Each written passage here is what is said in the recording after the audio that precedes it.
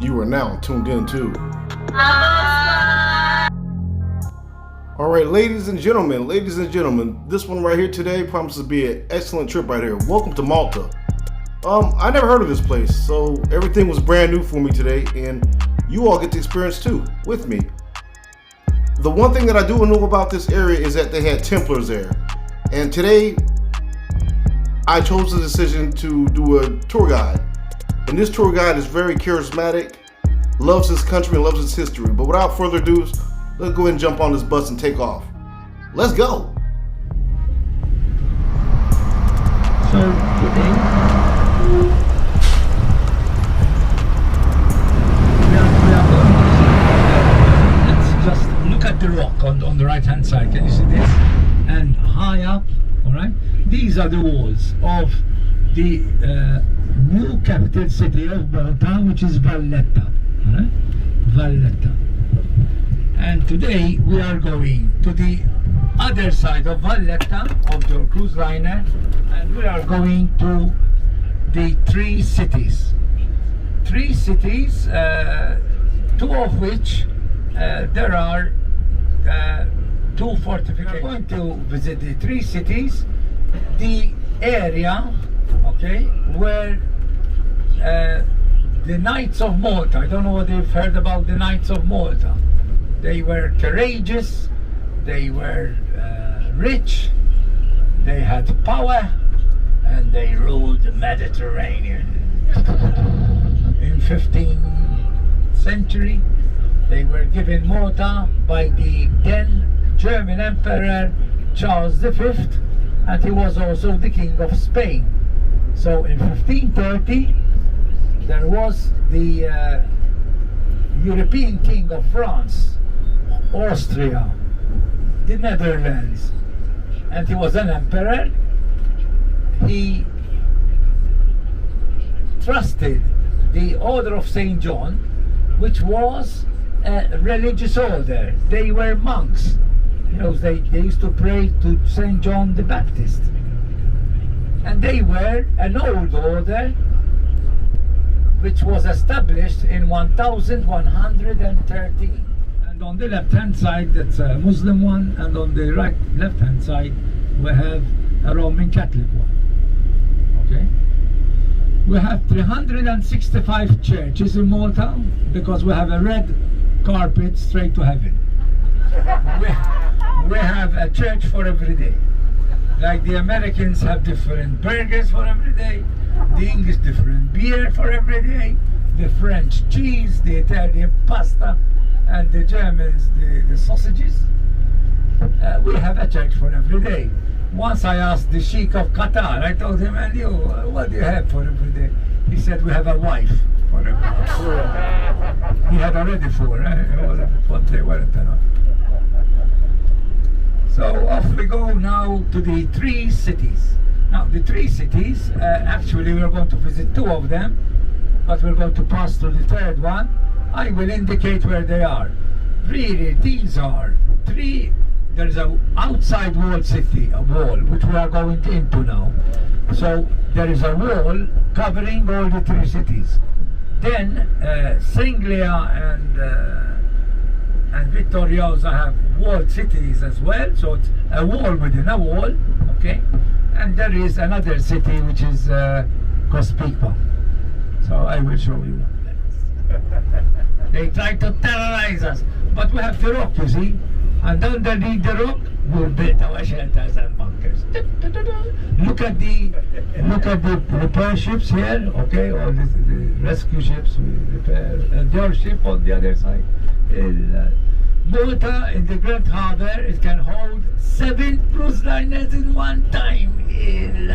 The Great White, the Grand Harbour, and for us, we say it is because I know God made the world in 7 days. He slept on a Sunday, but he didn't, you know, because he created on Sunday Malta and the biggest port in the Mediterranean. And we are going to stop you with so many flags here.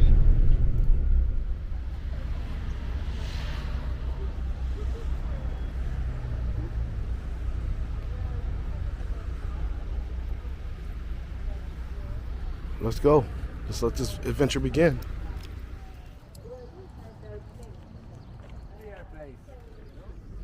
Of the goddess of fertility. These are the temples. They are the oldest freestanding temples in the whole wide world. They are in Malta. So in Malta, we had the Neolithics, the Lebanese, Old Phoenicians. We speak an Old Semitic language. The gladiators. It was filmed over here. Russell Crowe was filmed here. The Arabs, we have a center. We have the Medina, which is in the center of the island, as I told you. In Medina did not serve the knights because they were a naval power. So they decided to come here, where I have my boat over there, the white one. Okay, then we had the Knights of Malta. The Knights. The creme de la creme, blue-blooded, only the noble came to Malta, the knights, all right? And that is the story, what we're going to do today. And why? I'm going to show you our port. The most natural port of the Mediterranean. God-made, not man-made, okay? The Turks wanted to occupy here, this little fort at the tip of Valletta, in 1 week, and they took 4 weeks because of the Knights and the Maltese. We fought them over. 40,000 had come over here. But before, I skipped a bit, they came 1530, they wanted to make here their headquarters. And that's where we're going. We're going to these streets, all right? You go on a boat ride here, and then we walk here to the other side in Sanglia. So we're going to Birgu over here, and then we're going to Sanglia for a short walk over there. But 35 years later, there was this battle scene over here. So here you can see the fortifications. It's like our battleships. 1 level, 2 levels, 3 levels, 4 levels. If you are trying to come in here, you'll be hit hard by 4 levels of salvo. And this is the city of Vittoriosa. The knights, the Turks had attacked here, like the Church of the Night Brigade of Crimea. The Turks put cannons to the left of them, cannons to the right of them, cannons behind, both attack in front, but they huffed and they puffed. But they couldn't get us. And it was a victory for the French, the Germans, the Spanish, the English, and the Italians. So this is the entrance. The number in Roman is 1722. And there is a 3-gate system. You know, like the city. 1, 2, let's go to the 1. Number 1, it's called the advanced gate. This is the first of 3 gates, one preceding the other on the western side of Birgu. Now Birgu, you have Petersburg, Marlborough, Edinburgh, Birgu, and this is Birgu. Birgu is a suburb of the castle by the sea, right? So there are 2 names here. So there is Vittoriosa because it was victorious to the great siege. Hope you all enjoyed this tour right here. Very informational. I didn't know that Malta was its own independent country. We learn something new every day. The port here is very important. But let's go.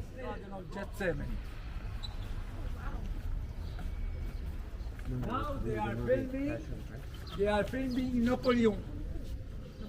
Napoleon. That's it. Okay. This door was built a year later, not 22. 1, 2, 3. 23. And this is called the couvre-port, the covered gate. That is the first gate, second gate, and you come into this open area, and guess what? You're all dead, you're all dead. It's another open space where if you manage to go to that one, you come to this one. And there it says, Umber brasti per capo mio in dea bellum. It means over my head in the shadow of the day. All right, during war. That is, you are protected. St. Dominic. We feast. We do like the flags that you're doing. We do everywhere flags to know that we have the feast of our saint, either Saint Lawrence or Saint Dominic. Okay. Now, Saint Dominic is Dominicani in Italian. The dogs dominate. So if you say a heresy, I will send that dog that he will bite you. And Saint Dominic. Saint Dominic, the mother used to dream that he goes in there at night, he's got a light, and he sends the dog to bite those that say heresy, to convert them to Christianity. That is Saint Dominic. The Dominicans were the Inquisitors. As you say, not a thing, like I talk a lot, they cut my tongue. Then the Normans, and they chucked out the Arabs from Malta. And then in the 11th, 12th, and 13th century, we had the Christian orders because we were under the Spanish. And the Spanish were very rigorous. You had to follow the religion very closely if you are in Spain. Okay? And that's when the Dominican orders, the Carmelite orders, the Jesuits, the Augustine order, anyway, we became Christian. In 11th, 12th, 13th century, we were Christian. Yet, there were 62 cardinals, 62 redhead, 62 inquisitors, 22 cardinals, and 2 became popes. One of them is Fabio Chigi. Can you see Fabio Chigi? Papa Alexandro VII. He became a pope. This was like the nesting grounds of the Vatican. You come here, you enter as an inquisitor, a cardinal, and then a pope. And then if you do something crazy, you become a trumpet. Okay. So a lot of pain and torture down here. The Inquisitor's Palace.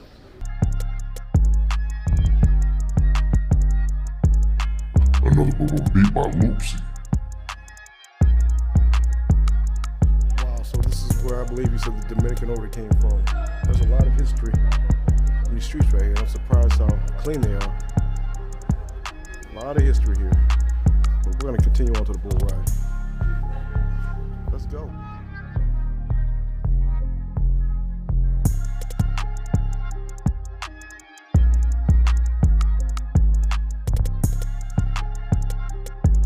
Check out the architecture, y'all. The architecture is amazing.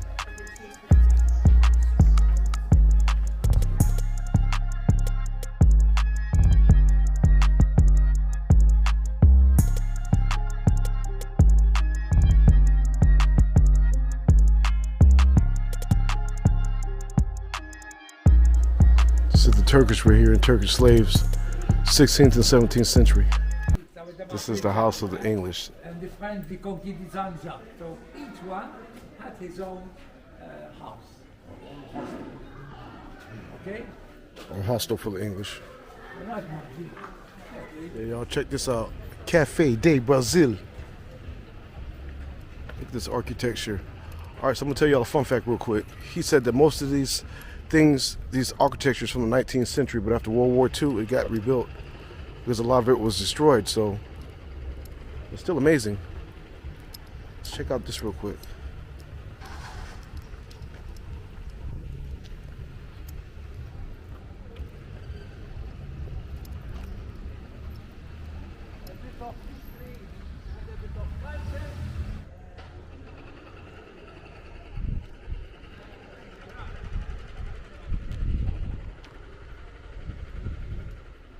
the Lady of Victory armored, commemorating the victory of the Great Siege. There is the emblem of the lion, and the falcon gets the prey like this, and squashes the head like the sword, Christian sword, ta-dum, against the Ottoman crescent. Oh. All right.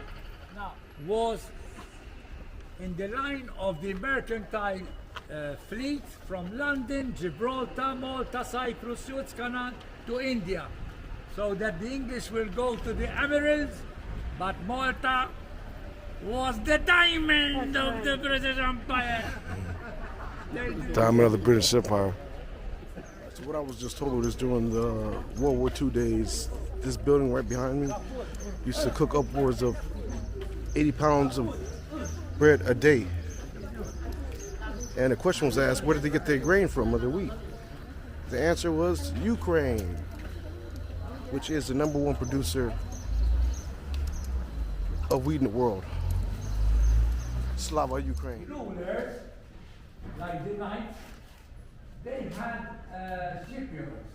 So here they used to put the boat on its side, they used to clean it, change the rope, the mast, all right, boat, and they do repairs. That's the Knights of Malta. So it was evident that in Malta, during the winter, we used to repair ships and work the land. Malta is the 8th largest. So as I was saying, Let me translate. Malta is the 8th largest port. called Isola. Over here is Victoriosa, Circa, And it's boat time. and inside there, Let's go. All right, so as Napoleon said, geography sometimes replaces history. And their geography allowed them to be so historical. Control the seas, you control the lands.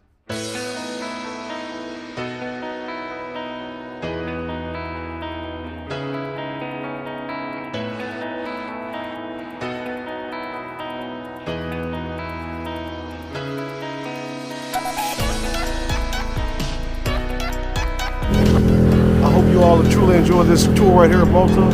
WWII the pier.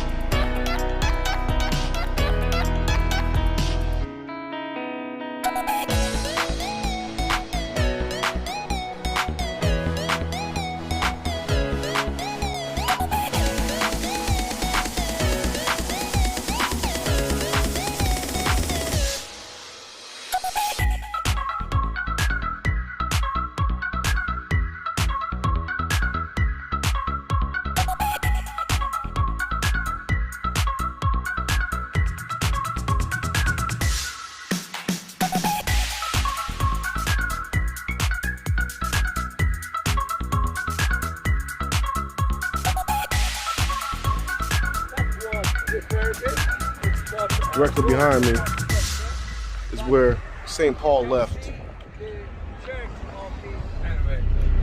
So he was sent to Rome to be judged in the year 60. He met my friend Peter. There was Peter. And over here on the left hand side you see the 3 fountains. 1, 2, 3.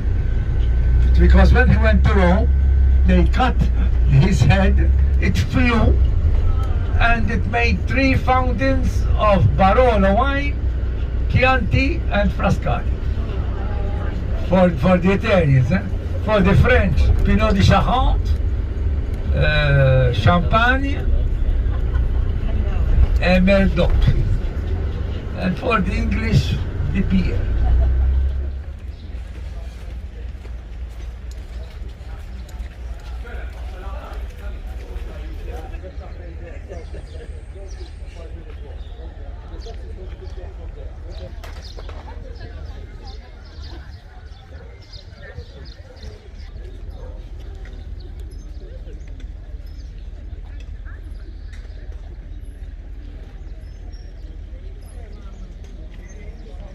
the Taisa you have been with as well. And traditionally, we had also this right here.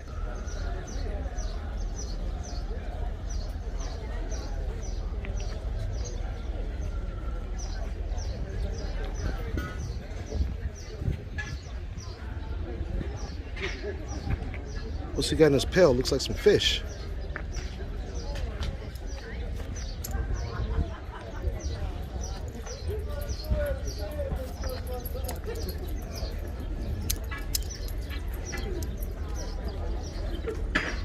The name of the city is Marshall Schlock. The meaning? Mars is a port and Schlock is a Scirocco. Excuse me. All right, thank you. I do this for y'all. Try to give y'all this view.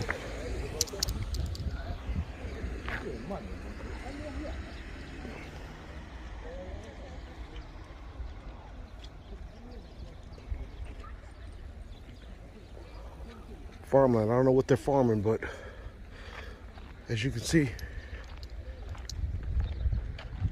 let me jump down and get to the other side. All right, so the city we are in is called Marsaka. That way to St. Peter's Pool. Oh yeah, that's pretty much it. And this has been the tour of the 3 cities.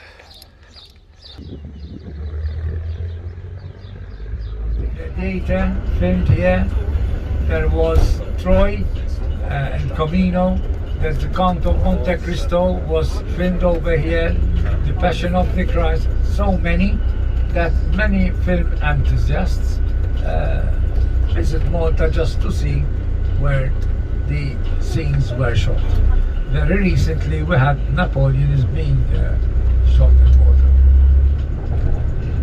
And yes, Malta has so many different landscapes, cliffs, coves, tunnels underneath the ground. You know, even World War Z, the zombies came of the war. You know, so. And there was also the. It wasn't filmed in Malta, but the famous the Maltese Falcon of Henry Bover.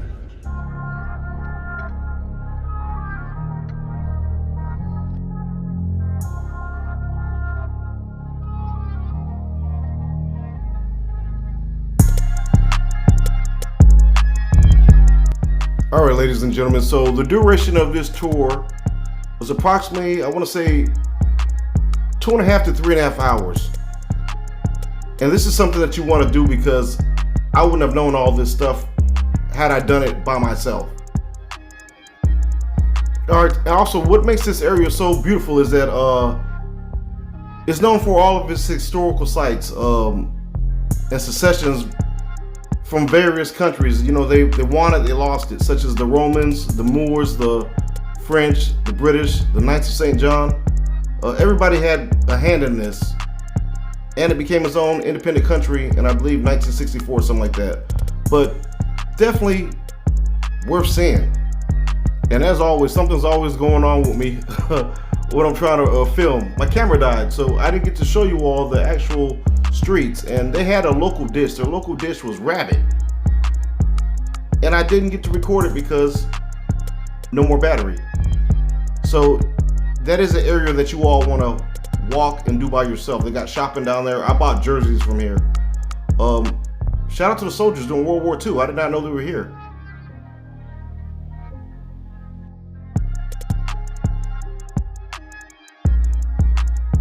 If you all book this tour, which I advise strongly, I hope your tour guide is as enthusiastic as mine was. You know what I'm saying? That really made for the tour because I've been on some before and they weren't up to par.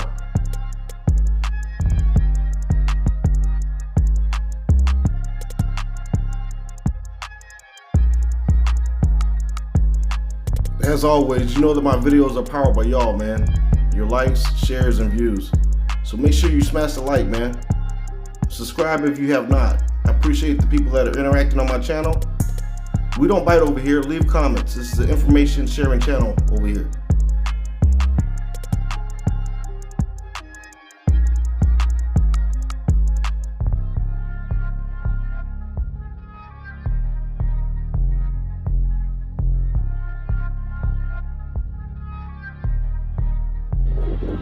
Hey y'all, look at Malta rocking out right now. That place is packed full.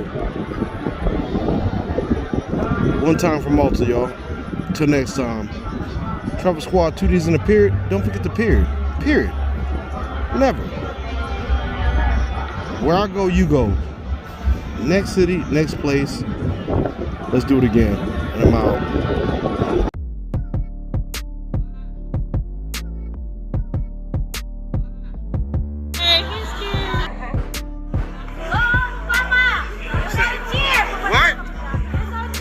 Oh, she a certified hater.